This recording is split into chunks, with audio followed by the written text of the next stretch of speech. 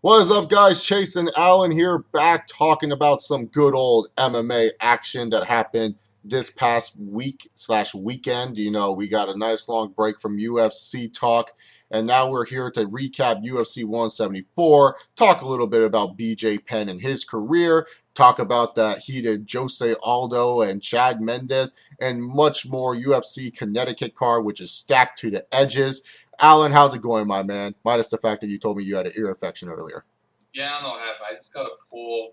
I was really excited. I jumped in it, but I felt like my ear got clogged. And then, long story short, it's been bothering me since Sunday night. But it's all good.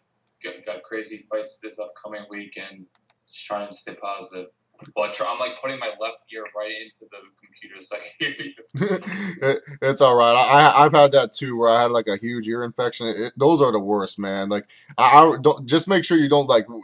At least you're taking care of it. Like I remember I had like a huge cauliflower ear. My friends were like, "Man, what's up with your ear? You're looking like an elf, Chase." So I remember I did something stupid. But anyways, let's get started with the first talking point. The big event that happened, UFC 175. Weidman versus I don't know why I was going to say Velasquez, but Weidman versus Machida. I don't know why. Cain Velasquez is just at the ton. I don't know. I don't know. But Weidman versus Machida for the middleweight championship. I gotta say, I liked 175. It was a pretty solid card. I liked it, man. I felt, the first fight was just the weakest fight of the night, but the other three fights, I felt they did a good job. I felt like I got my money's worth. Yeah, and they had to go under tough circumstances with the whole Stephen Struve situation. Mm-hmm. Hopefully he gets well soon. That was something that I don't think they've ever experienced. A fighter literally collapsing and not being able to fight like 30 minutes before. Because I remember like the story broke during the third round of the Brimage Russell Doan fight, and people were just like, "What's going on?" So they were under tough circumstances. They had to do a lot of filler. And the last three fights were fun, man. Raya Hall, Thiago Santos, granted, I thought Raya, he looked impressive. I thought, maybe a little too much head movement, but that's his thing. Like, this guy, he's karate style. You just see that he emulates Machida always. Not always, but, like, you see, like, Machida's definitely a figure to him. Mm-hmm. And it was a fun fight, I know a lot of people complain, I wish Raya was more active. Look, he's growing. Right now, he's still, like, an enigma, you know what I mean? Like, hopefully, if he has the potential to put it all together. Yeah, no, I agree. I think Uriah Hall, he just needs to find his rhythm in the octagon first before he can start being the killer. Because let's face it, when you go into the Ultimate Fighter, man, like half those guys, most of them are amateur fighters, most of them are pro fighters that fought like in local high schools, man. That's just the truth. And so none of these guys are really legit like most UFC guys. Like most UFC guys, they probably have fought, in like the high stake arenas, probably fought in Canada, probably fought, in Japan when it used to be hot. So, these guys actually fought all over the world in actually serious competition.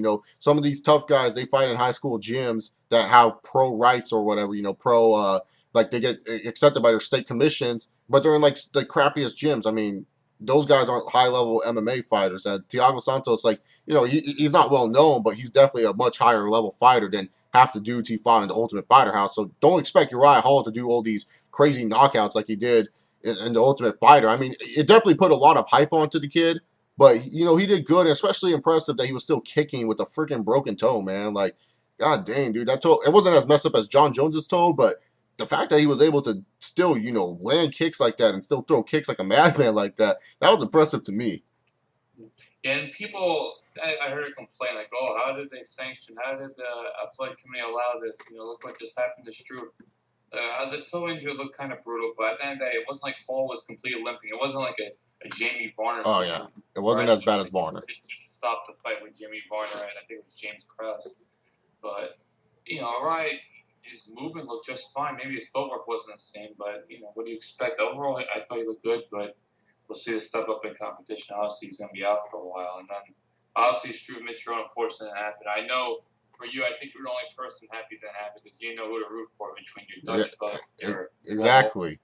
Exactly. I didn't know because the Netherlands, they when the fight took place, the Netherlands just barely survived against Costa Rica in penalty kicks. So I was like, oh no, hopefully Struve can keep the Dutch rolling. But you know what? It didn't happen. Get well soon, Stephen Struve. I heard he's fine, but get well soon so you can fight again.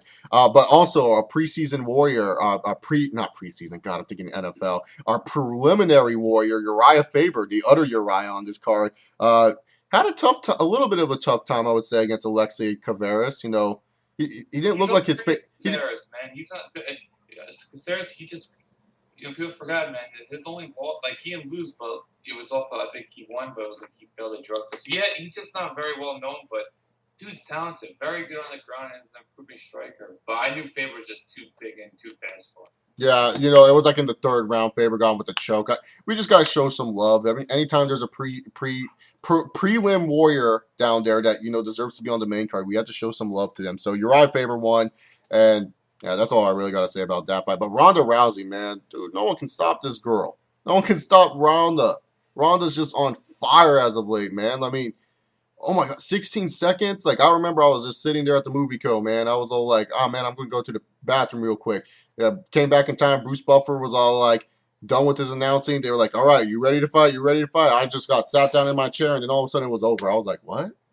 That was crazy. Funny. Like I saw, like I thought, I was like, ooh, Davis. I think she landed a nice jab. Also, Ronda 1-2. I was like, oh wait, Davis already looks wobbly. Big knee to I think stomach area. And it's a judo throw. I'm like, oh god, this girl's screwed. And you just see Ronda. There was some kind of jiu-jitsu move. I forgot what exactly it was called, but on regular times, it looked like she just had like an old school headlock. You know what I mean? She had her down. It wasn't like a crucifix that what Big Country used to do. I remember Big Country did the Kimbo slice, but basically Ronda just looked like a headlock, and she just kept pounding away, and Davis was just done. Ronda's just too strong, too explosive. Yeah, man. Ronda was like, that like bully in high school that you would headlock the kid, like the kid in Hey Arnold, that big fat kid. He would do that to Arnold and punch him and shit like that. That's what Ronda did to Alexis Davis, man. It's just that to me, this girl is like unstoppable right now. Like, I feel Kat Zagano can give her a fight because I feel Kat Zagano is pretty underrated. I feel Cyborg can give her a fight, but we don't even know if Cyborg can even make 135. We'll see what happens to Holly Holm after her development. Yeah, exactly. So, really, to be honest here, Ronda Rousey, she's just looking dominant, man. And how awkward was that Joe Rogan? Because like they knew Jose got injured, and Joe Rogan's like, "So can you fight at the next pay-per-view knowing that you did not get hurt?" It was like, "Oh, come on, Joe, really, Well, really?" I don't know if you heard, but like basically the production truck spoke into his headset. Like WWE has like Vince McMahon. Oh, okay. So the production truck told him to ask that question. Yeah, Hogan said he was like the production truck said do it for them, and that's why they asked Dana about it. Dana's like, no, I wasn't mad at Rogan, I was mad at dumbass production truck people. Why would they ask that question? Why, if you're in the production truck, why? So that way you can, because I bet you the UFC is making like fucking making fucking video packages as they're like doing the pay-per-view events. I mean, why? Like, who are you going to also find that's going to accept Ronda Rousey in like 30 days, man? Like, who are you going to find to do that? Yeah. I think that they just didn't know what to air a commercial. You know what I mean? Mm-hmm. They want to air something and they couldn't put it together. So what are you gonna do? At the end of the day, we know that event's canceled now. But it was just an awkward situation. Once again, hopefully they can avoid that in the time being. But at the end of the day, Ronda, I think she'll probably get Kat back as long as Kat wins. I think Kat's fighting in a few months. I think it's Amanda Nunes. That's like a tune-up fight. Yeah. Okay. Well, let's go Kat Zagano, baby. Let's go Kat. I don't know who's left in this bantamweight division in terms of like women not in the like not to totally get into. I guess we'll just quickly touch on, but rumor has it that Dana's trying to officially sign Gina Carano, and I don't know about you, but I really have no interest. I have no interest, man. Like, Gina Carano's good looking and all. Like, it's definitely going to be a good looking fight, but it's just like Gina's not that good. Like, she was never that good in MMA. Like, I know a lot of people are going to be like, oh no, Gina was great for her time, but she was never really that good. Like, to me. It was so like it wasn't like in the mainstream, so it's hard to, and because I just feel like from now, like what was she like 08, 2009? Yeah. Like now, I feel like the women just improved so much more now. It's like I feel like the game has just completely changed for It's like back in the old days, like the fighters now would destroy the fighters of 6 years ago, or whatever. That's how I feel like with women. Like if you put her in there with even someone like a Liz Carmouche, I feel like Carmouche would just get her a rear naked choke and boom, there goes your dream fight. That's why I feel like they wouldn't give the Improv fight. They just want to make them their money and that's it. Yeah, no, exactly. Because like, look at what Matt Hughes did to Hoist Gracie when Hoist Gracie came back. Matt Hughes just destroyed him that one time. So it's like, Gina Carano ain't ready for Ronda Rousey. But let's get on to the middleweight fight of the year. One of the best middleweight title fights since Silva versus Sonnen won. Lyoto Machida versus Chris Weidman, and Chris Weidman. He shut up all the fucking haters, man. Chris Weidman finally is getting his spect, as Anderson Silva would say, as the first 3 rounds he just dominated the Dragon and made the Dragon have to unleash really, really bad in the 4th and 5th round. I was impressed with Chris Weidman here. The way he controlled the octagon, the way he cut off Machida. Like, Machida could not get into rhythm the first 3 rounds. His takedowns looked smooth. Chris Weidman looked really good. Now, does Chris Weidman look untouchable? I wouldn't say untouchable just yet. I have to see how he does against my boy Vitor. But, hey, man, he looked good in this fight. So I'm definitely choosing Chris Weidman if he's facing Vitor, man, because Chris just impressed me so much in this Machida fight, man. The last 2 rounds were definitely showing, though, that this guy's stamina is not as all hyped up as it is to be, because he was gassed. His mouth was like during those 4th I and heard 5th he had some rounds. injuries going to the fight, but it's with like most fighters, so I'm not sure how much credence will goes that. But he was pretty broken down. He had some hand issues, but I just love how resilient he was. Like Mm-hmm. for the first 2 rounds, I think for most part, every takedown he went for was stuffed.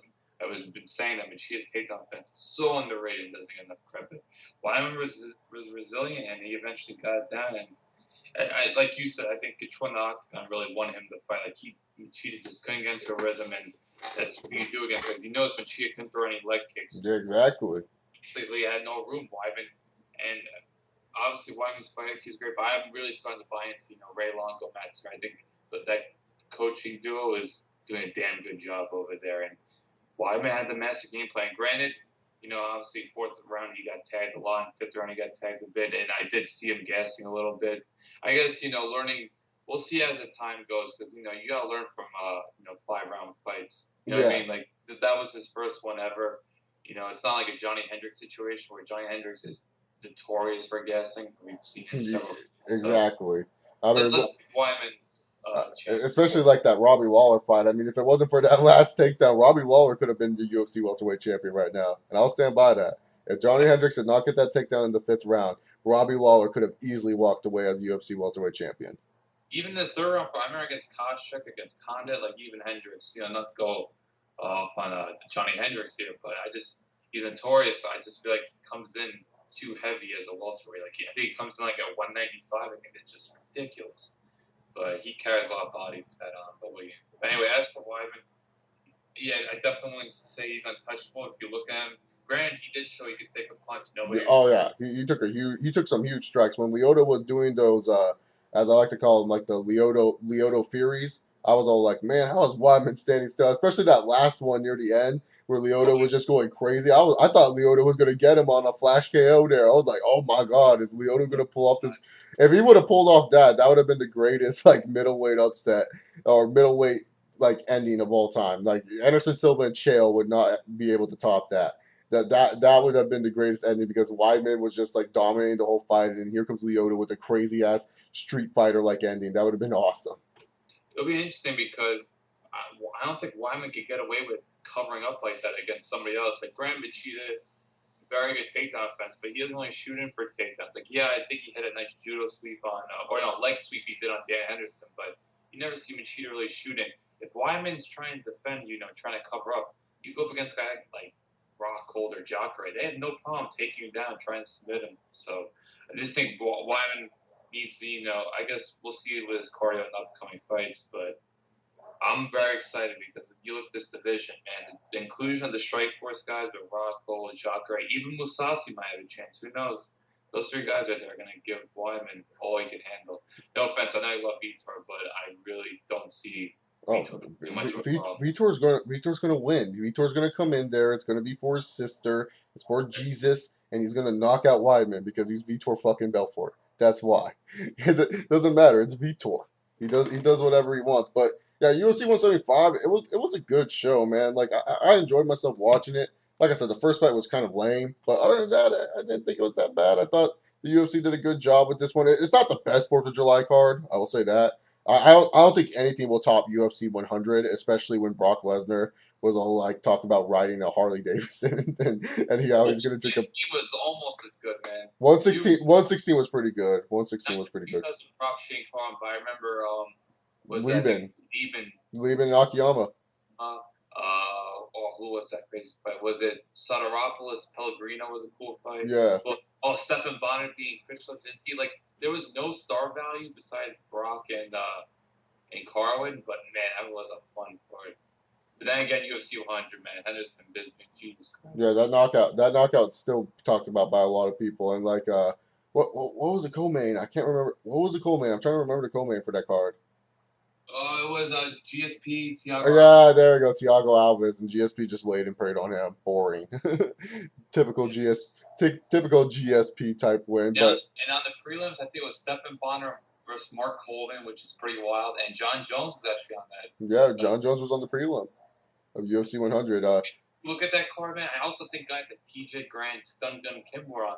Like, that card is just insane looking back. I know the 5-year anniversary just passed, and ironically, that was the first not show because I've watched a few UFCs before them, but the full pay per view. That was the first ever full pay per view I ever watched of UFC. That pay per view got me hooked. Even though, believe it or not, as I don't know if the listeners, but us, I wasn't, still am a wrestling fan, whatever. But that's Brock's run made me into a fan. Oh yeah, Then, no, there's a lot of people like you who became MMA fans because of Brock Lesnar. There's no denying it because that dude was an interesting cat when he was in wrestling, and then it was like interesting, like oh, this WWE wrestler is now trying to be a UFC fighter, and all of a sudden he's like kicking ass in the UFC. I mean, he beat one of the best of all time, not in Dana White's book, Randy Couture. Dana White's not going to call Randy Couture the best of all time anymore. but no, what's funny though? I watched the Spike Countdown show, remember? And I was always a fan of Brock, but I don't know the Spike Countdown show. I wasn't feeling it. At the time, I was like 16 years old, so I was so naive. And then just hearing Frank Mir's story of him coming back with the motorcycle accident, I knew who Big Nog was from the Pride days. I knew how special it was to knock out Big Didn't Nog. Frank Mir have that random black eye during that countdown special? He just had that like weird ass black eye when they were filming it. I can't remember. It'd be interesting though. But yeah, I actually though, like unlike most wrestlers, I actually rooted for Mir in that fight and was significantly let down. But what are you gonna do? But that was my first period ever, and god damn, that delivered. But going into the fight nights.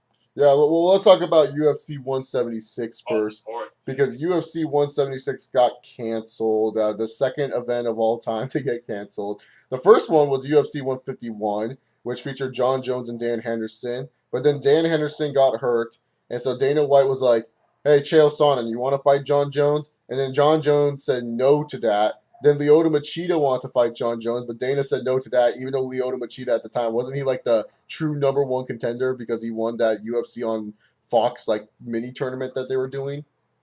Like that mini. Remember they did that UFC on Fox where it was like Lyoto versus random person and Shaw. I went to that show, but I forgot who Lyoto fought. But I remember Brendan Schaub and Shogun Rua had a fucking crazy fight.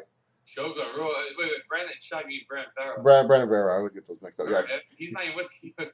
yeah. I get them mixed up, man. They're so similar looking. Weird heads. Yeah, I agree.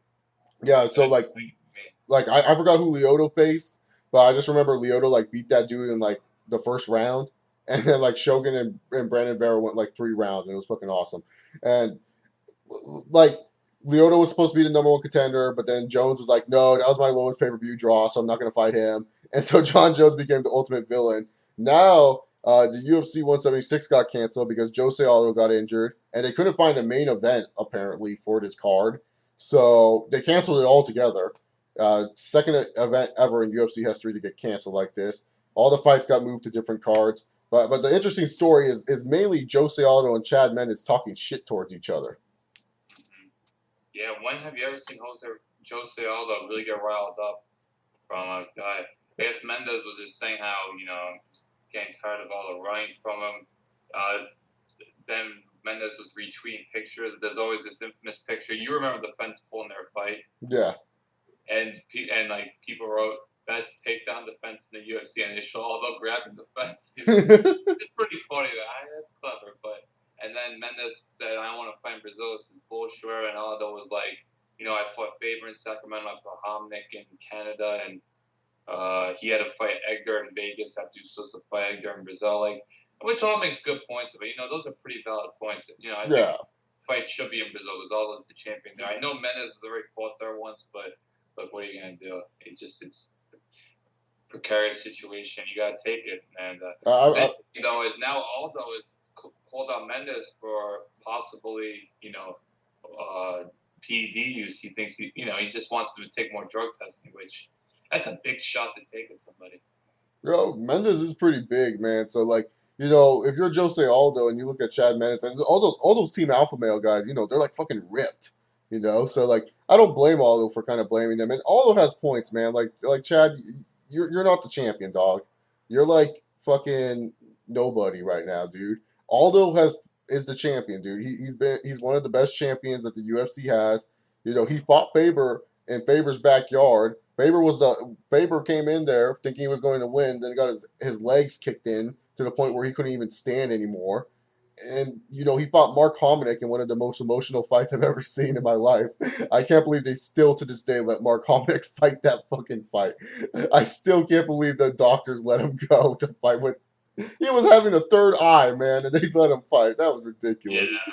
Oh God, man, but Aldo has proved the point, man. Aldo has proved the point. He doesn't like Chad. You need to calm down. You need to go out there and just improve your point and beat him.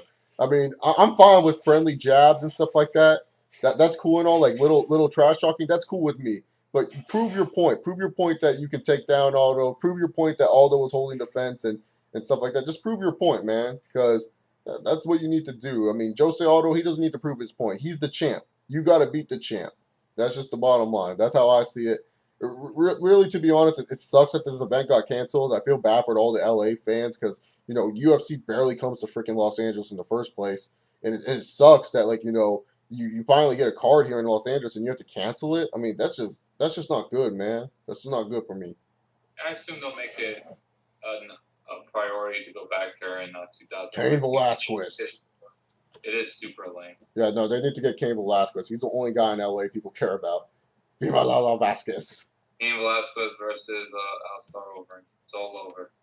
No, Velasquez versus JDS4. Book it. Oh, Jesus Christ. It'll be amazing. Yeah, it's unfortunate 176, but the positive of UFC 176 is cancel are two things. One, maybe now they'll slow down on the shows. We Hopefully. do not want to oversaturate the UFC's become with their shows. Maybe this is a wake-up call that they don't have as much depth. Like, think about it.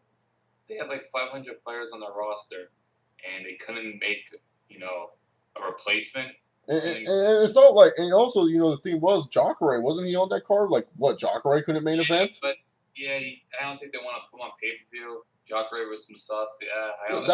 That's a fine main event. I mean, not every UFC show needs to blow you away. That's what I'm saying. You don't need to have every show blow you away with a great main event. I mean, shit. What I would think about is maybe put this just for free or put on Fight Pass. Yeah, exactly. Like if you instead of canceling, just make it free. I mean, I'm pretty sure Fox wouldn't mind. Like, what does Dana need to make a certain quota with the pay per view thing? Like, seriously, like I don't get how you can just cancel an event, man. Like that's just not fair to the fans that pay their tickets. And I know the fans are gonna get refunded and everything, but I'm just saying, like hey man, like Jacare versus Musasi, that could be a decent main event. I mean, we used to have shitty main events back in the good old days of UFC. Not every main event was good. We used to have shitty ones. So, well, what's wrong with Jacare versus Musasi main eventing? I mean, if Rich Franklin and Dan Henderson can main event at UFC when they were both not really relevant fighters, they weren't. They weren't like top tier fighters when they were main eventing that one time. I'm pretty sure freaking Musasi and Jacare can main event a pay per view. That's my 2 cents on that. Yeah, it just depends these days. I feel like pay-per-view is just slowly declining, and people just, with streaming and all other ways to access the pay-per-view. And I feel like right now UFC is in a position where they got to put, well-known commodities, and I just don't know if Jacare and Musasi are that. But who knows? It's not going to happen. Yeah. And now, I guess before we get into the finals, we'll segue. So Jacare Musasi is going to be on this UFC fight night. I think it's 50 in Connecticut. And the reason why this is so big, it's just that night, Bellator will be having an event in Connecticut, 10 miles away. Oh, wow. I feel like the UFC now is, well, Dana could say, Dana's been saying, people have asked him, was this, a personal shot at them? He's like, no, I don't follow Bellator schedule. They had no idea they were doing a show in Connecticut.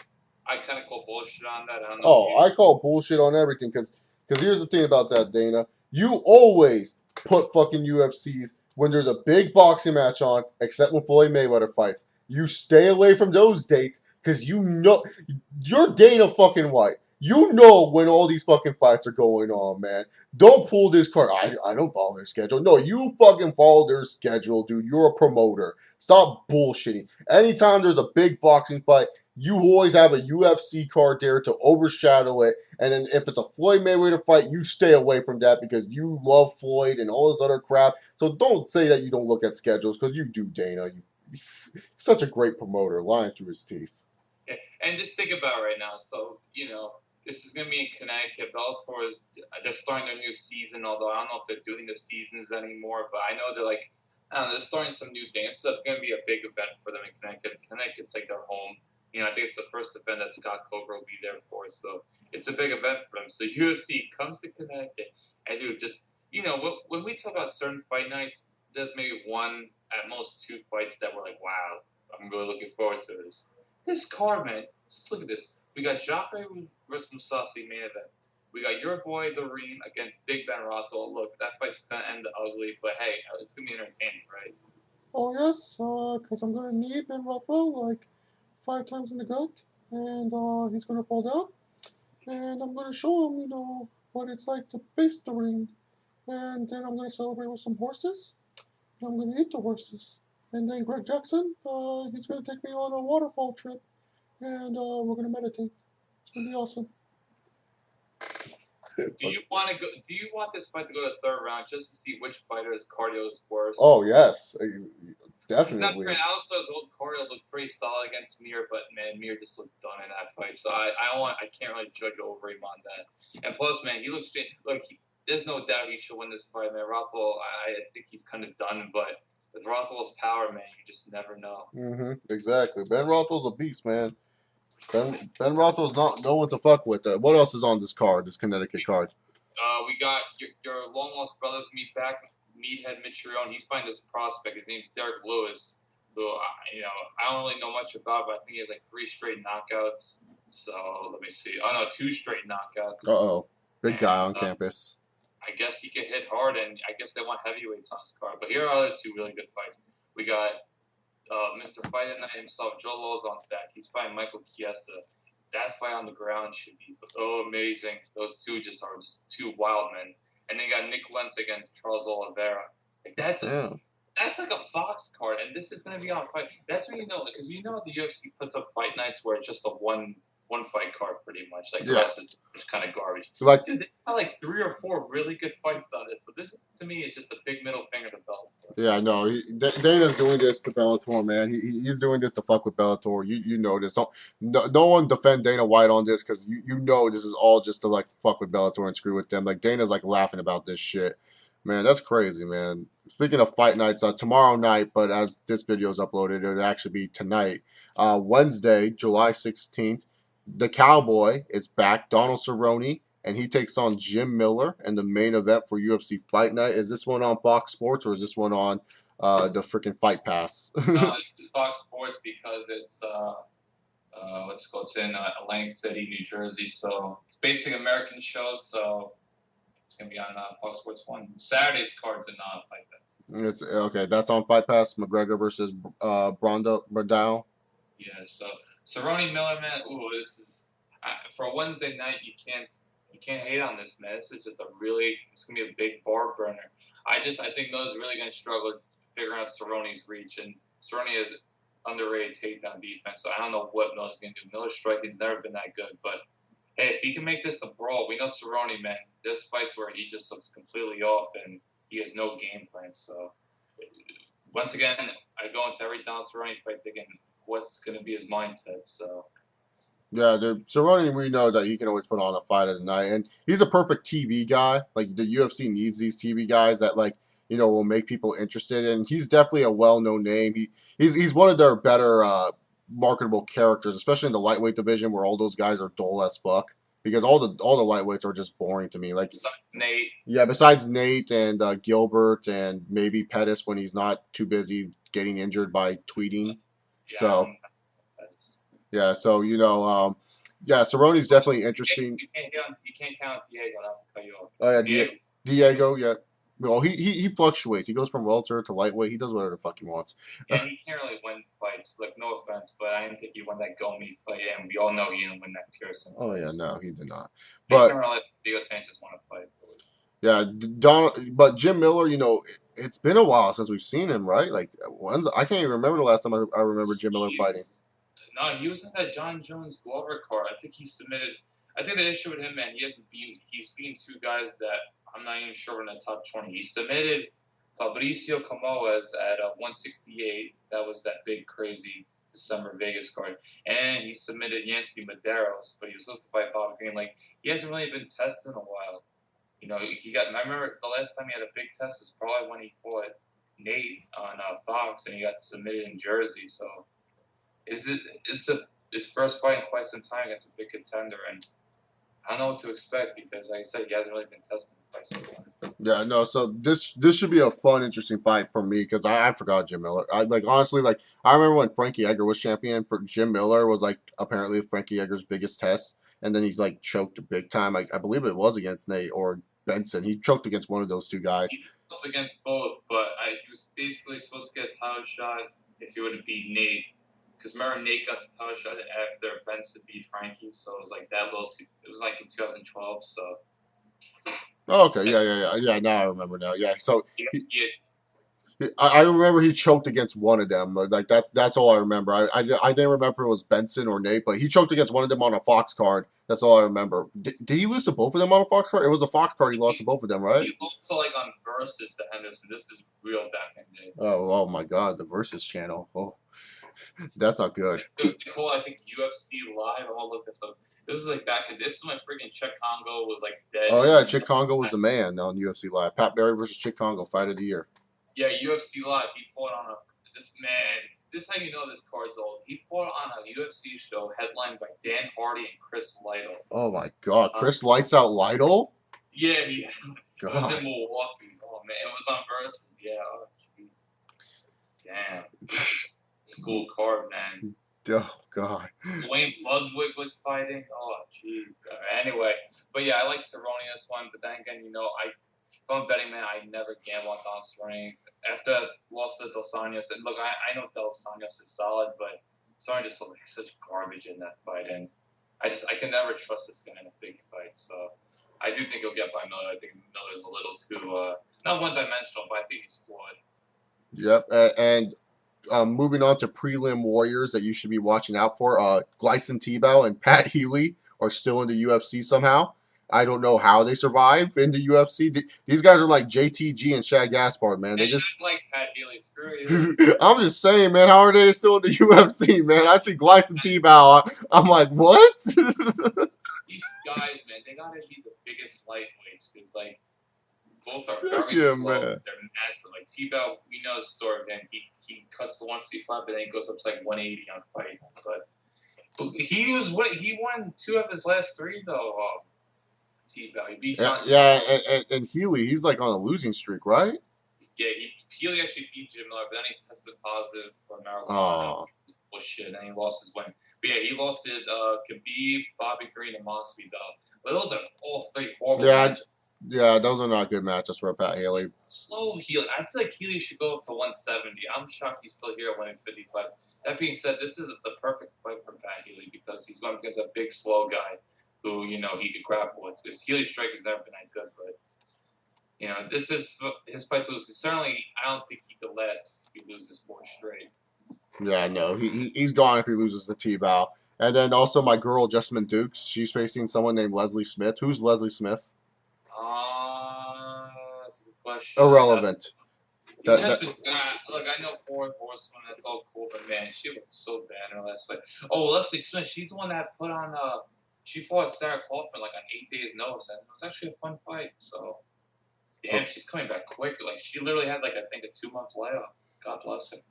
well, But she's fighting the Giraffe, Jessamine Duke, one of the four horsewomen of the UFC. So what about the co-main man? You got Edson. I was talking about the prelim warriors, Alan. You got to give the prelim warriors their credit Oh, first before you talk about other guys on the main card. Damn it! my apologies. My apologies. Now we'll talk about the main card. Co-main event: Edson Barboza, who a lot of people like, versus the Ghost Evan Dunham, and this guy has become a I ghost. hate Evan Dunham, so I was thinking, man, I think maybe Chase wants to avoid talking No, about. I don't hate Evan Dunham. I just don't know where the fuck he went. Like, No, I need a sick of Rogan always hyping him up, right? yeah, like I was like, why is Rogan hyping this kid up? And then he lost to Melvin Gillard on like Tribute to the Troops. Oh, sorry, that's WWE. Fight for the Troops. And then later on, he lost. I was all like, no, because I forget that they call it Fight for the Troops, not Tribute to the Troops. And so like Evan Dunn, he lost to like Melvin Gillard because that was Gillard's like return fight to the UFC after like a long layoff or something, and he lost in like the first round. Man, got his ass kicked. And Evan Dunham at that time, like everyone forgets, Evan Dunham was like one of the top like 5 lightweights of the UFC. Like no joke, man. So it's just weird seeing him like because like I haven't seen him that much on cards. If he's been on cards, bless your heart, Evan Dunham. I just haven't noticed you because you've been a ghost and it fits your skin pigmentation. The last time he fought was at 167. He was on the main event of the prelims. He got submitted by Cowboy. So yeah, that's interesting. Yeah, Cowboy destroyed him. Cowboy was all over him.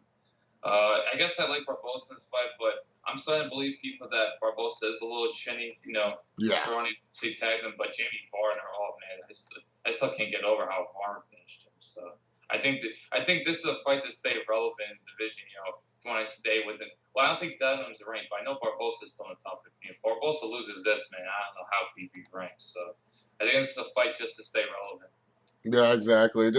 And they probably think like, this could be a fight of the night because Barboza, he can put on good fights if he wants to. Mm-hmm. You see a lot of spinning shit. Yeah, exactly.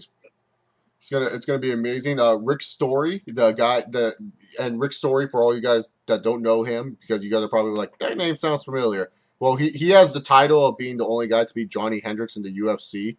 So that's the only thing. Well, GSP has that title too, but that's kind of like an asterisk. That's kind of like an asterisk. It's not really like GSP didn't really beat him that fight. Johnny Hendricks won. It's like yeah, the Seahawks beat the Packers in that game.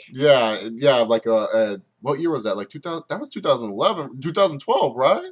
Oh, because that was the replacement. Yeah, 2012. Holy crap, man, that was a long time ago. But yeah, Rick Story. So yeah, Rick Story's on this card.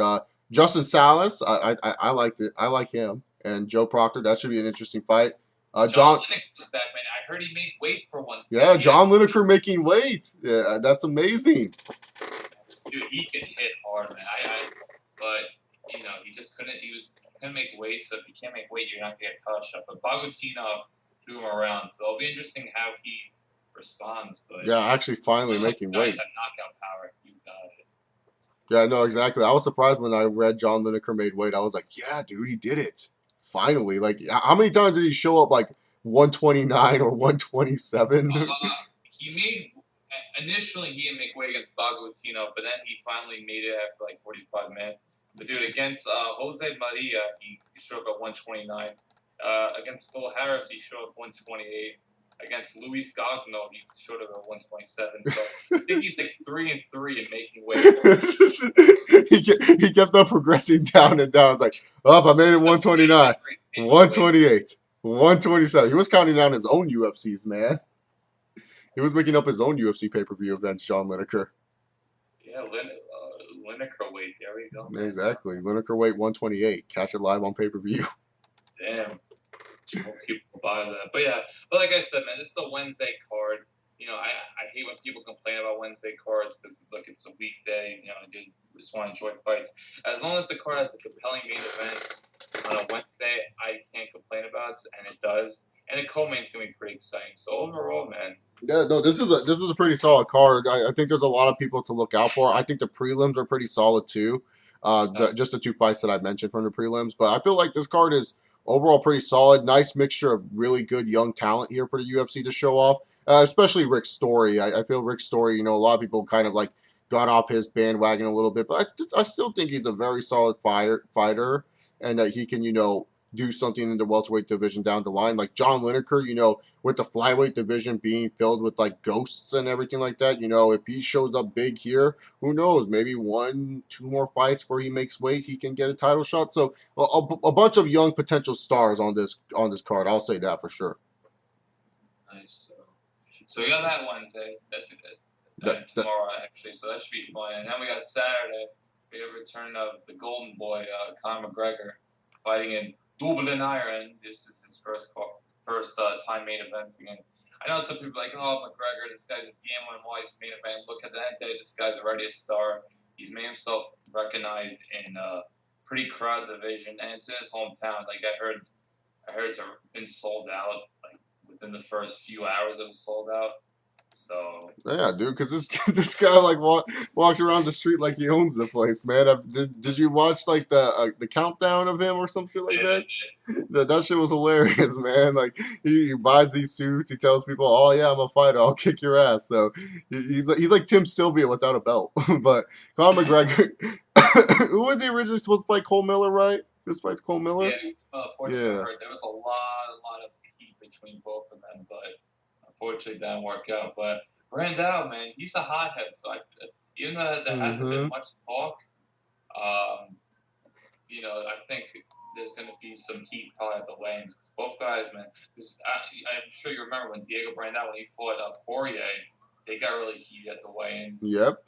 Poirier said that Brandao wanted to stab him with a pen. That's why. Yeah. Got a little nut job here in Diego Brandao. Yeah, and then later on, like they asked him at the press conference, "Did you say that?" And he's all speaking in Portuguese. He's like, "Nah, man, I didn't say that." Like he was just joking around. Other notable guys on this card, we got Brad Pickett Fence versus Uncle Creepy Ian McCall. I'm surprised this is not the co-main. I don't like. No offense to Gunnar Nelson or Zach Cummings, but like y'all seem like scrubs compared to Brad Pickett Fence and Ian McCall. I think maybe because Brad Pickett's from England and they don't really. But then again, Gunnar Nelson's from Iceland and Cummings. I think Cummings he's from Missouri. So yeah, I don't know what the hell they're doing with that. But what are you gonna do? Gunnar Nelson is a guy that a lot of people are excited for. So whatever UFC wants to book, let him book. But Pickett McCall is very excited. This might be number one contender. Maybe not for Uncle Creepy, but because Pickett's already beaten Mighty Mouse once, so I think if he wins with John Dodson, sadly, I think he tore his ACL. I think he's out until 2015. Yeah, and they need to get Demetrius. Demetrius has to always be active to keep his name and brand out there. Yeah, I think Pickett, man, Pickett really did not look good in his first fight. Poor guy named Neil Seery on a few weeks' notice. Then, Pickett's nickname is One Punch Man. He was getting tagged a lot. Pickett was actually had to out wrestle this Neil Seery guy.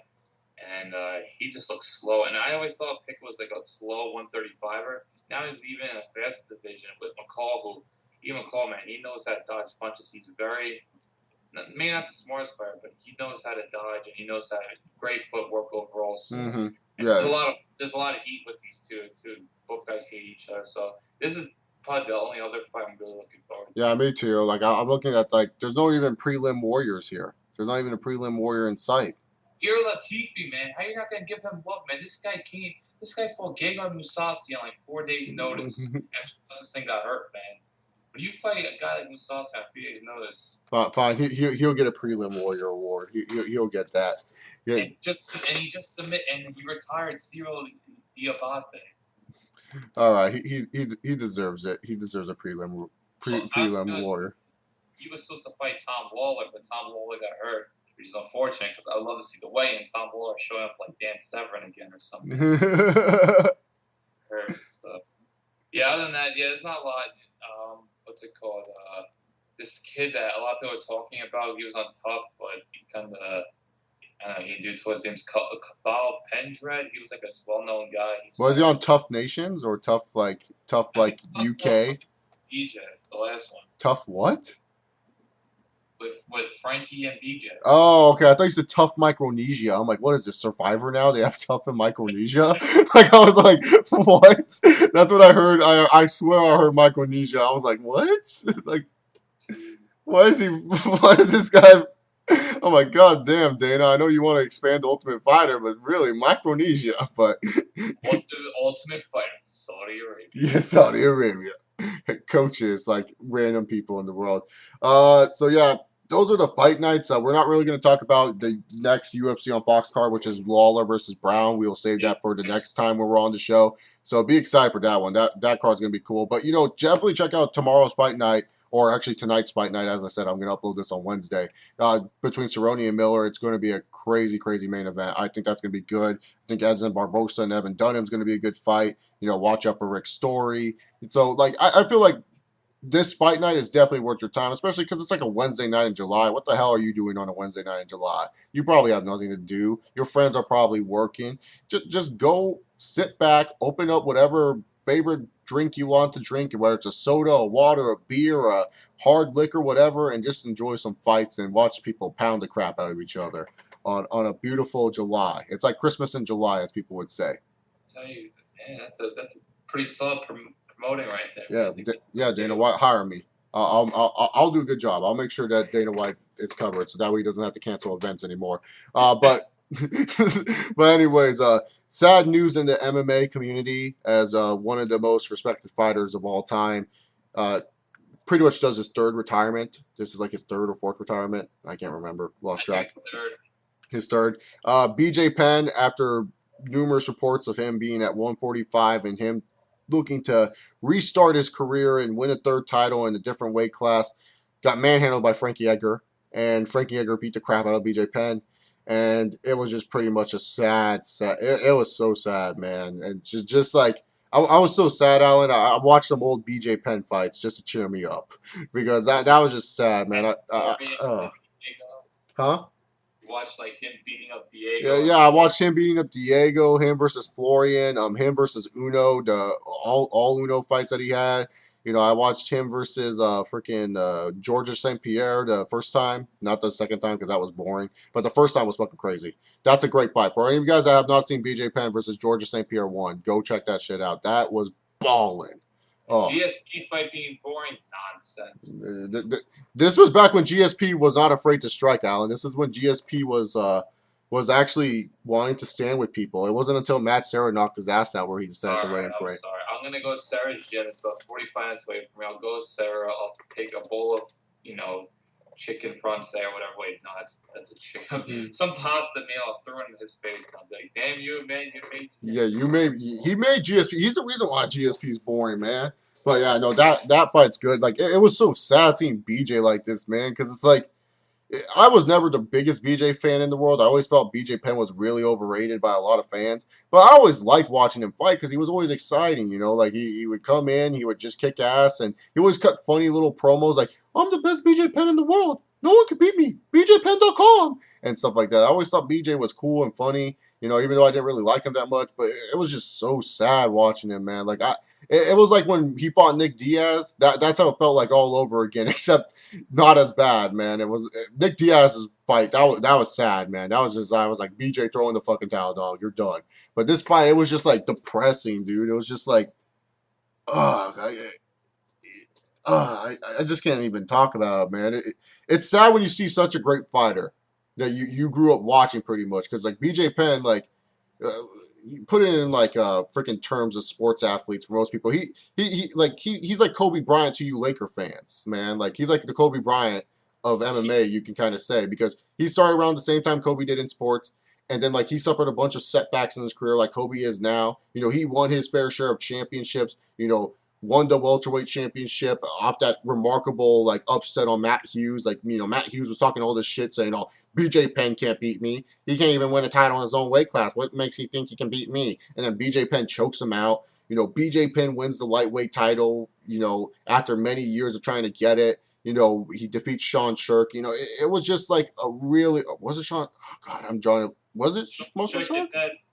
Sean Shark did that. I'm not. I think it was Sean Shark, but I'll double check Yeah, that. no, actually, no. Sean Shook had to relinquish the title because he got caught with steroids, and he beat Okay, Joe Stevenson. Joe Daddy Stevenson. There we go, Joe Daddy Stevenson, and then he faced Sean Shook though. Yeah, then He did face Sean Shook. So yes, I'm mistaken, but like seriously, BJ Penn, he's just one of those guys that like it's like you Laker fans when you watch Kobe Bryant. That's how it is with MMA fans and UFC fans watching BJ Penn.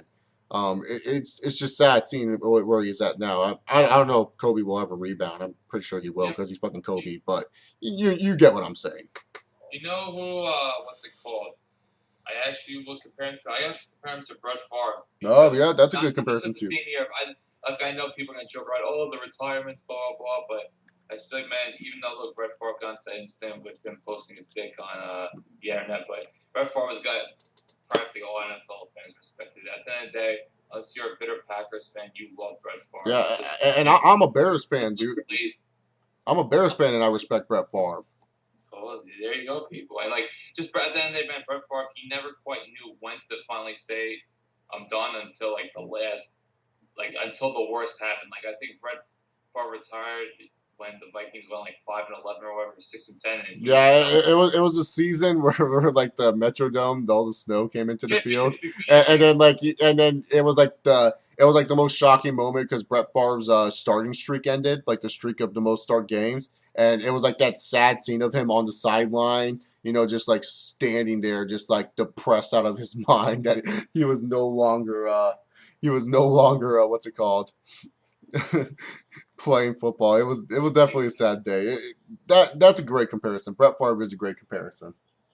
Both guys were just so respected. They won championship when they were young. They put on so many amazing moments, but they just never knew when to call quits until the worst possible thing happened. And BJ, we got to bring this up, man. What in God's name was he doing with that stance? Like his stance just looked so Uh, strange. You knew Frankie Edgar usually has a speed advantage. Why would you stand there trying to look all long? And when at the end of the day, BJ is not really a big guy to be on. Yeah, granted, like at 145, he's big, but he's not that. There wasn't much of a height advantage between him and Frankie, and it just got ugly. And it, thank God, did not go 5 rounds. yeah, thank God it ended in the third, man. Like I was just so depressed watching that because I was all like stoked up. I was like, BJ, yeah, man, just give it a good show because like I just wanted a good fight. I didn't think BJ was gonna win. I knew Frankie was gonna win, but it was just so sad. Is this one of the worst trilogies in UFC history? Uh, just like most people, I thought the first fight, BJ won. But Yeah, but Frankie got that. Hey, no, Frankie Edgar won that fight because he won me $3,000 fucking. So I don't want to hear okay, okay. In terms of trilogy, man, it's up there for being the worst, but I feel like always Sylvia Orlovsky's probably the worst out of them. Oh yeah, that was pretty fucking bad. That was pretty fucking bad. Touche there. It's definitely not the most exciting trilogy. Like I think the only Frankie and BJ fight I would watch again is probably the second one. BJ just did not look the same, and Frankie was just taking him down. Yeah, and also just because BJ Penn had the funniest like intro, like he had like the fish lips going. It was like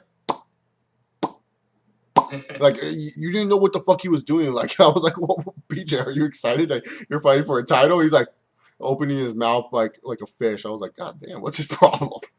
Also on that card as well, James Toney versus fucking Randy Couture. Oh god, I feel like that legendary fight The is like, greatest fight of all time. yeah, I feel like that's just a fight you can watch all day and just love. That And this guys you just watch just go, oh my god, you'll just never get over it. like I swear, man. Like I remember because I went to the X Games that year and they were promoting like those. I forgot the number, but I always remember 117. That was 118, right? That was 118. Frankie versus That was BJ. 19. Yeah, Frankie. They had like these go karts right for the X Games, and it was like promoting 117 and 118. And the 118 go kart, fucking had James Toney and Randy Couture plastered all over it. And I said, man, that must be an insult to Frankie and BJ because they weren't even featured on that. It was James Toney and freaking Randy Couture, and that was like the quickest fight of the whole. Like that lasted only like what, 18 seconds, 24 seconds, or something like that. Actually, I think it went like 4 minutes, but I think Couture got him on the ground in like be 15 seconds. Yeah, like I just remember James Toney came out looking like a fat ass boxer, and I'm like, God damn, James Toney, you're not fighting the Klitschko's. You saw his love handles. He had like not one like bicep, like on his bicep that was on there. Yeah, it went 3 minutes long. But yeah, that was really ugly. That was the last win of Randy Couture. Oh no. And he got knocked out by Machida in highlight fashion. If you're looking at James Toney's record, is he still boxing? I don't think so. I'm not James Lights Out Tony. He was a badass when he was a boxer. For anyone that I know we're joking about James Toney, but for anyone that wants to watch James Toney as a boxer, go watch some of his boxing matches. He has some entertaining boxing matches. That's for damn sure. Like we said, man, BJ Penn, if you're an MMA fan, like, I'm not saying yes, you're your favorite, but you get yes. Yeah, no, you have to respect him. You have to respect what he did, man. Like just like if any MMA fan has to respect like what Fedor did, just like any MMA fan has to respect what Hoist Gracie brought to the sport, just like any MMA fan should respect what like oh God, I'm drawing a blank on what Dan Severn did for the sport. You know, you have to. There's certain guys you just have to respect. Like whether you like them or hate, I'm like I'm not the biggest GSP fan in the world, but I'll for damn sure give him respect. You know, he was the most popular guy of like the UFC for the longest time. GSP was. He was like the fresh young kid. Like he's the John Cena of the UFC, man. Like he was a fresh young kid. Everyone liked him. He was like coming out with all this rap music, and then all of a sudden he got boring and less interesting over time, sort of like Cena. And bam, GSP. Like I gotta give GSP respect. I mean, he was the face of the UFC before Brock Lesnar came, and even then, when Brock Lesnar was in the UFC, you know, GSP was still like the second man. I mean, Anderson Silva for his whole career, you know, he's never been the most popular fighter. He's always been the just most dominant fighter. But GSP was always like the most like recognizable fighter. Like everyone knew who the hell GSP was. Totally, man. And people still do. Yeah, exactly. He's in Captain America 2, Winter Soldier. Go check it out on theaters now. Oh wait, no, it's no longer in theaters. But all 15 minutes of the opening, that's how much GSP gets screen time in Captain America. And 2 minutes in the end. There we go. But overall, man, yeah, BJ, thank God. If I wanted to see him again fighting, like I said, there's no circumstance. I feel like this was the final wake up. I thought Nick Diaz gave him the wake up call. Yeah, exactly. I agree. I thought Nick Diaz did later, he finally learns. Yeah. Wait, what was the other fight again? Rory? Rory, yeah. Yeah. Rory. Oh, that was brutal too. That was even more embarrassing. Oh God, BJ, we still love you, BJ. You're still one of the. Freaking loves him though, man. You heard those chants. Yeah, exactly, man. They still adore that guy, man. And as they should, you know. It's funny. I heard a story that Ronnie from Jersey Shore was there. He was like the only person going crazy for like Frankie because it was the most. You know where I'm going.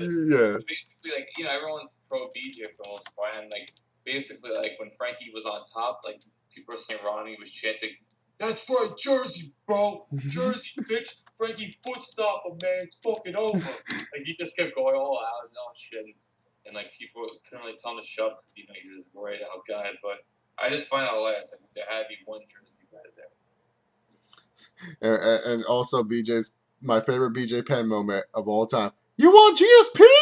You want me versus GSP again? You fucking called out GSP. I still love Sean Shook Your Dead. Yo, Sean Shook Your Dead. Yes, that's a good one.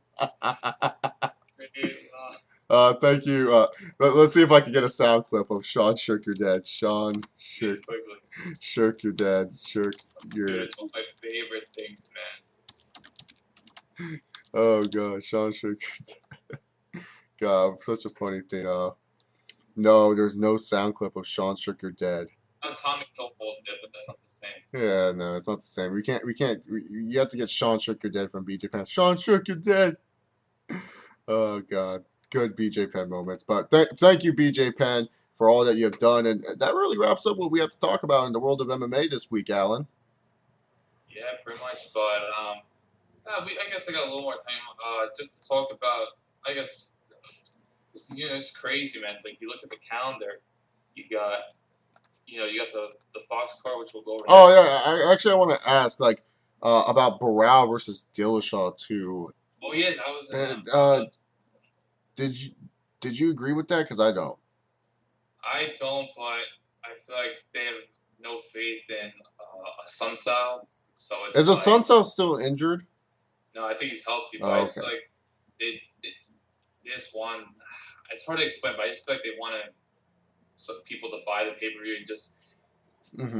see what if the upset happens again. I don't know. It's hard to explain. Like even I'm having problems explaining. I really am totally disagree with it. But basically, bantamweight division is the most depleted division in the UFC. Yeah. Faber doesn't want to fight Dillashaw, and Cruz needs a tune-up fight. So Brow's there. People don't know who Sunsao is. It's unfortunate, but Barrow's the only guy there, and they could still hype up how Barrow was undefeated all those years, and Yeah, it's still good. It's still a marketable fight. Like it's not a bad market.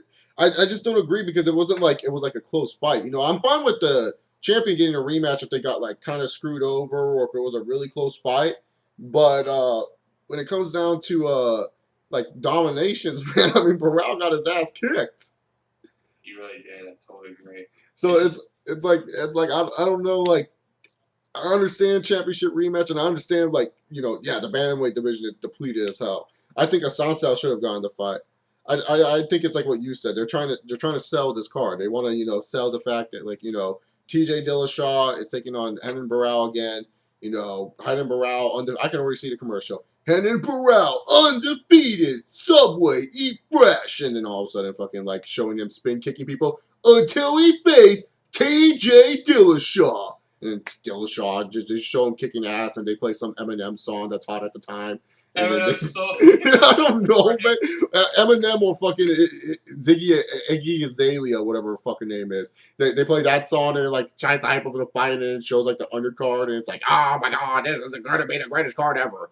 UFC 177 live on pay per view. Order now. And just to break something up quickly, a fight that was announced in August in Maine. Uh, Abel Trujillo versus Ross Pearson. These are just two guys that just want to murder people. Like this fight is just me two guys with just insane power. Like, oh my god! Like when I heard that fight was announced, I was just like, Jesus Christ! I would not want to face What's the main card? Is that Darth Vader's return? Darth Vader against I can't say his initials because you'll get mad at me, so I'll just say Ovin Saint Paul. Dude, didn't Vince just fight recently? Didn't we just talk about this guy? Yeah, I guess they want to get paid, man. So they're gonna be the main event. Gray Maynard's back. He's fine for Oh, Gray Maynard's back. Is he a prelim warrior? You know how they determine the main card and prelims? They haven't done it yet, but man, if Gray Maynard's on a prelim of a fight night, Jesus. Talk about how the mighty have fallen. Dude, he'll be Gray Maynard. I'm just telling you right now. You may not be listening to this, but you'll become a prelim warrior. That's not a bad thing. Prelim warrior is a good thing. That means you have to watch the prelims for these guys. That's true, man. That's a prelim warrior. I know. The one fight I know that won't be on the prelims is Tim Bosch against Brad Tavares because they're on the poster for some odd reason. What? Brad Tavares is still around? What? Brad Tavares, he's still around? Yeah, he just got the God damn, dog. Like, Jesus, man, where's Tyson Griffin? He's at WSOF. Ah. Sorry, break your heart. Man, dude. But another August fight I'm looking forward to. Also, man, I can't wait to we'll talk about this one in upcoming weeks. Is Bisping against Kun Lee, baby. The winner gets Anderson Silva. Screw that, man. Stop it, man. They only make a commitment. We are making a commitment, but we all know Nick Diaz is going to be a punk little bitch because he's going to be like, no, man, it's not like for belts or anything. Fuck you. I want to face Johnny Hendricks. And Anderson Silva will be like, yeah, man, I just want to fight. I'll fight anyone, yeah. Let me fight the Bispings and the Conleys and then fight the Chris. Like, Silva's trying to find any way to... Really honestly, Silva Conley would be pretty crazy. Like, if that happened, I wouldn't hear it. Any Anderson Silva fight, you really can't complain about. Silva Bisping would be cool, but, when you want to look at exciting fighters, it's like Diaz Lee, and then down, Bisping. And I like Bisping a lot, but come on, let's not kid ourselves. This fight style isn't very, exciting. Oh yeah, no, Bisping's boring. Like, man, he's like a boxer. He's like a boring boxer trying to fight, man. And Anderson would probably just toy with him like he does with most people. I wonder, is Anderson done with that toying stuff, or is he Super Sears Anderson? Like, is he back to being Super Sears Anderson? Time will tell, man. No one really knows what he's doing, man. He's just eating his Burger King and training. And dancing to Michael Jackson. You can't forget about that. Oh yeah, And absolutely. And singing Spider-Man. another fight that was announced. We're just going through it, just looking at different main events. Is I don't know why this is happening, but we got Bigfoot Silver turning against freaking Andre Arlovsky. God, I don't know, man. Oh, yeah. Why is he doing this? You know what's hilarious? Dana White, he went off on I think it was post-fight interview saying how Arlovsky shoved shit on the prelims or whatever. And now Arlovsky's headline of Fox. Look, granted, Fox Sports won, whatever, but still, That's it's still like headlining the show, man. You're still getting that headline money. exactly. It's like, look, man, Arlovsky really, and look, Bigfoot's like fringe top 5 heavyweight. He's definitely not Okay, below. let's just say he's a top 5 heavyweight because the heavyweight division's like the bantamweight division depleted. So he's a top 5 heavyweight. Granted, though, at least the heavyweight division has names. Yeah, the heavyweight division has names, but let's face it. Once Mark Hunt and Roy Nelson fight each other, those guys are going to go out of the top 5. And so Bigfoot Silva's ugly ass gets back in there, and we can't wait for the big rematch between Velasquez versus Bigfoot 3. Oh, jeez, God, no. I'd rather see freaking Cain Velasquez against, like... When's Verdum in Velasquez? November. Sweet. In Mexico. Dude, Kane's like Mr. November, isn't he? No, I think October. October. He's like October, November. He's Mr. Fall. He broke in October. Yeah, and he faced off last time he faced Dos Santos wasn't in October as well. Well, that's when he got knocked the hell out. Yeah, that was like in the fall time, right? Yeah. Dude, that guy just likes to fight in the fall time. He's like screw spring and summer. Well, he tore his shoulder labrum, which is a very serious injury. Yeah, labrums are nothing to fuck with, man. I know some friends from football who tore their labrums. That's like labrums, MCLs, PCLs, and ACLs. Don't fuck with those injuries, guys. Go see your doctor and get them taken care of. I mean, you can fight on even torn ankle ligaments. Those are pretty bad too. But yeah, but freaking Arlovsky. So that's just like such a way. I feel like Silva's gonna destroy him like in a few minutes. I think it could be a good fight though. I think it could be like one of those like remember how like everyone's like, oh, Mark Hunt's gonna destroy Bigfoot Silva. I think that could actually be a good fight if people they just. You really think people are saying that? People telling me that Bigfoot was gonna win that fight. Oh really? I heard a lot of people say Mark Hunt's just gonna knock him out. Oh, well, that was a weird fight. It was very exciting. Oh, that was a great fight. That was a good fight. Arlovsky looked like garbage against Schaub, and Bigfoot's obviously much better than Schaub. Not to do MMA, man, but I just feel like Bigfoot is deceptively quick for his size, very athletic, much better stand up, and if he gets a grunt, I think he could pulverize Arlovsky. Dude, Arlovsky looked like garbage. Like, come on, don't deny it. He looked like garbage. Oh yeah, he did. But Alan, did you happen to catch the World Series of Fighting the same night as UFC 175? I didn't, but obviously I did check out Nick Newell. Yeah, that's the fight I want to ask you about the most. Obviously, look, it's a great story, and people are gonna say, "Oh, why is a one-armed guy fight?" Look, this guy's had success. He's been choking at everybody. This guy's well qualified to fight for a title. This isn't just dude. His jabs were nasty as hell, man. Yeah, this isn't WSOF looking for publicity. They've been properly putting this guy in fights, and he's earned his way towards the title shot. That being said, Justin Gage's stand-up is just nasty. That Justin Gage guy is fucking like crazy, dude. When he fought, it's not even like entertaining crazy like Nick Diaz. Like it's scary crazy. Like when he was getting hit by Nick Newell, I'm like, God damn, this guy's like Dan Hardy crazy. You know what I'm saying? Like that guy was just like loving it. I was like, God damn, this guy's crazy. Justin Gage is someone to watch out for. But definitely check out that fight if you guys haven't. World Series of Fighting, Justin Gage versus Nick Newell. Really good fight, really interesting. I thought it was good for the 2 rounds that it lasted in. Justin Gage, definitely a prospect to look out for in the future of MMA for sure. I think so. I thought that guy was great from what I saw. I think eventually again, WSOF and UFC have a good relationship. Obviously, that's how Rumble got back in the UFC. That's how Arlovsky got back. So I think Gaethje will eventually make it. But the last thing I gotta tell you, because I gotta say this because I know everyone loves this guy, but I remember watching past your old videos, you were constantly just like, oh, enough of this guy. Sexy Yama is back, baby. Oh, God. He's fucking it. You know who Akiyama reminds me of now? Like, He's like Sin Cara of the UFC, man. You know, oh, WWE's all hyping up Sin Cara as this international sensation. That's what Akiyama is. Akiyama is going to bring UFC to new heights in Japan. Fuck off. look, it's a fun look. Who's He's he not gonna fighting? say anything. Don't worry. Look, we got more Roy Nelson on the card. That's Who's a he whole. fighting? He's fighting Kyle Noak. I don't know. Who? No, I'm just kidding. I know who Kanok is. But anyways, go Kanok. God, Akiyama. He actually fought Kote to a decent fight, man. I have a feeling though, because Noak's on Greg Jackson's guy. I feel like Noak's just gonna shoot in the time, just so he doesn't get in a slugfest. Patrick Cote was still in the UFC when. Yeah, man. Oh my god, dog. Dude, this is like. Dude, I'm looking at Akiyama's record. Wait. This guy has all these fight of nights, man. Respect. He can put on entertaining fights, but he doesn't win them.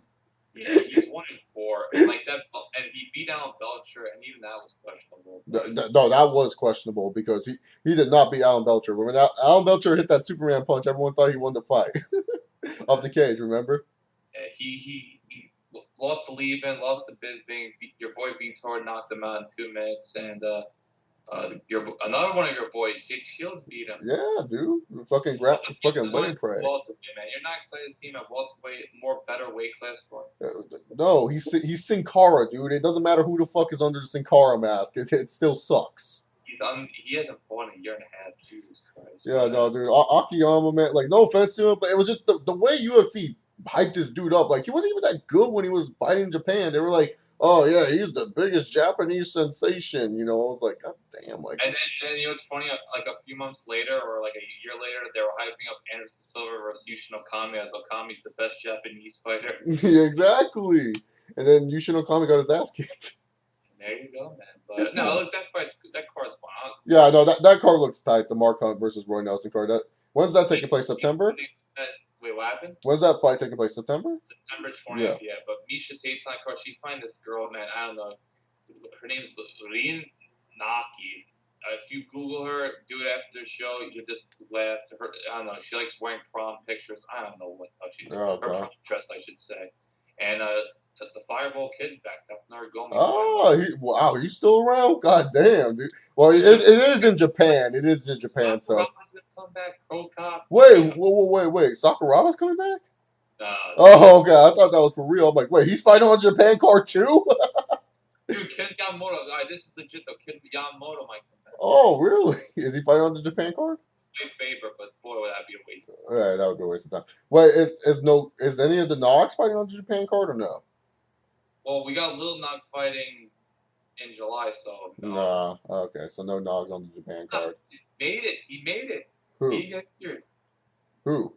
Little Nog?